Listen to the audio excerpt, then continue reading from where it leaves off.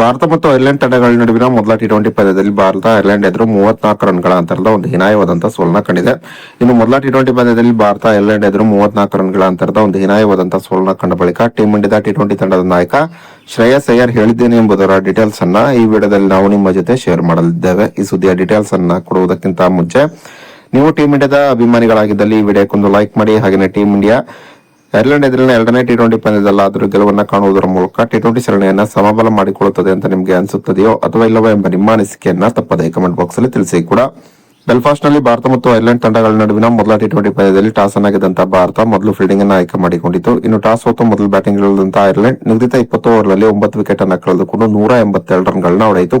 ಇನ್ನು ಗೆಲುವಿಗಾಗಿ 183 ರನ್ಗಳ ಗುರಿಯನ್ನು ಪಡೆದಂತಹ ಭಾರತ ಕೇವಲ 148 ರನ್ಗಳಿಗೆ ಆಲ್ಔಟ್ ಆಗುವುದರ ಮೂಲಕ ಐರ್ಲೆಂಡ್ ಎದುರು 34 ರನ್ಗಳ ಅಂತರದ ಒಂದು ಹೀನಾಯವಾದಂತಹ ಸೋಲನ್ನ ಭಾರತ ಕಂಡಿತು. ಮೊದಲ ಟಿ20 ಪಂದ್ಯದಲ್ಲಿ ಭಾರತ ತಂಡದ ಪರವಾಗಿ ಅಭಿಷೇಕ್ ಶರ್ಮಾ ಮಾತ್ರ ಒಂದು ಉತ್ತಮವಾದ ಬ್ಯಾಟಿಂಗ್ ಪ್ರದರ್ಶನ ತೋರಿದರು. ಅಭಿಷೇಕ್ ಶರ್ಮಾ 20 ಎಸೆತದಲ್ಲಿ 49 ರನ್ಗಳನ್ನ ಹೊಡೆದರು. ಉಳಿದಂತೆ ಟೀಮ್ ಇಂಡಿಯಾದ ಯಾವುದೇ ಒಬ್ಬ ಬ್ಯಾಟ್ಸ್ಮನ್ ಒಂದು ಉತ್ತಮವಾದ ಬ್ಯಾಟಿಂಗ್ ಪ್ರದರ್ಶನವನ್ನೇ ಮೊದಲ ಟಿ20 ಪಂದ್ಯದಲ್ಲಿ ತೋರಲಿಲ್ಲ. ಇನ್ನು ಮೊದಲ ಟಿ20 ಪಂದ್ಯದಲ್ಲಿ ಐರ್ಲೆಂಡ್ ಎದುರು ಸೋಲನ್ನ ಕಂಡ ಬಳಿಕ ಪ್ರತಿಕ್ರಿಯೆ ನೀಡಿದಂತಹ ಟೀಮ್ ಇಂಡಿಯಾದ ಟಿ20 ತಂಡದ ಹೊಸ ನಾಯಕ ಶ್ರೇಯಸ್ ಅಯ್ಯರ್ ನಿಜವೂ ಕೂಡ ಈ ಸೋಲು ತುಂಬಾನೇ ಬೇಸರವನ್ನು ತರಿಸಿದೆ.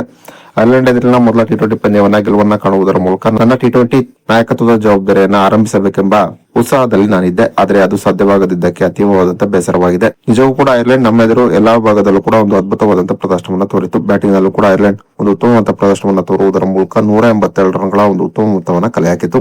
ಇನ್ನು ಬೌಲಿಂಗ್ ನಲ್ಲೂ ಕೂಡ ಐರ್ಲೆಂಡ್ ಒಂದು ಅದ್ಭುತವಾದಂತಹ ಪ್ರದರ್ಶನವನ್ನು ತೋರಿತು. ಹೀಗಾಗಿ ನಾವು ಐರ್ಲೆಂಡ್ ಎದುರು ಮೊದಲ ಟಿ20 ಪಂದ್ಯದಲ್ಲಿ ಒಂದು ಹೀನಾಯವಾದಂತಹ ಸೋಲನ್ನು ಕಾಣಬೇಕಾಯಿತು. ಅಭಿಷೇಕ್ ಶರ್ಮಾ ಬಿಟ್ಟರೆ ಉಳಿದಂತೆ ನಮ್ಮ ಬ್ಯಾಟ್ಸ್ಮನ್ಗಳು ಒಂದು ಉತ್ತಮವಾದ ಪ್ರದರ್ಶನವನ್ನು ಮೊದಲ ಟಿ20 ಪಂದ್ಯದಲ್ಲಿ ತೋರಲು ಸಾಧ್ಯವಾಗಲಿಲ್ಲ.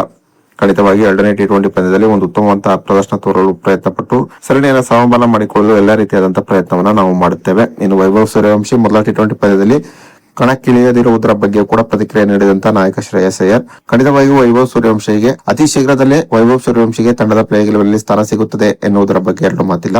ವೈಭವ್ ಸೂರ್ಯವಂಶಿ ಸದ್ಯ ಒಂದು ಉತ್ತಮವಾದಂತಹ ಫಾರ್ಮ್ ಅಲ್ಲಿ ಇದ್ದಾರೆ ನಿಜ. ಆದರೆ ವೈಭವ್ ಸೂರ್ಯವಂಶಿ ತಮ್ಮ ಚಾನ್ಸ್ ಗಾಗಿ ವೇಟ್ ಮಾಡಬೇಕಾಗುತ್ತದೆ ಅಷ್ಟೇ.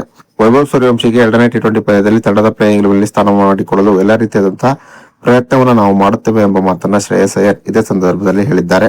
ಇನ್ನು ನಿಮ್ಮ ಪ್ರಕಾರ ವೈಭವ್ ಸೂರ್ಯವಂಶಿಗೆ ಎರಡನೇ ಟಿ20 ಪಂದ್ಯದಲ್ಲಿ ತಂಡದ ಪ್ಲೇಯಿಂಗ್ ಎಲೆವನ್ನಲ್ಲಿ ಸ್ಥಾನವನ್ನ ಮಾಡಿಕೊಡಬೇಕಂತ ನೀವು ಬಯಸುತ್ತೀರೋ ಅಥವಾ ಇಲ್ಲವೇ ಎಂಬ ನಿಮ್ಮ ಅನಿಸಿಕೆಯನ್ನ ತಪ್ಪದೇ ಕಮೆಂಟ್ ಬಾಕ್ಸ್ ಅಲ್ಲಿ ತಿಳಿಸಿ.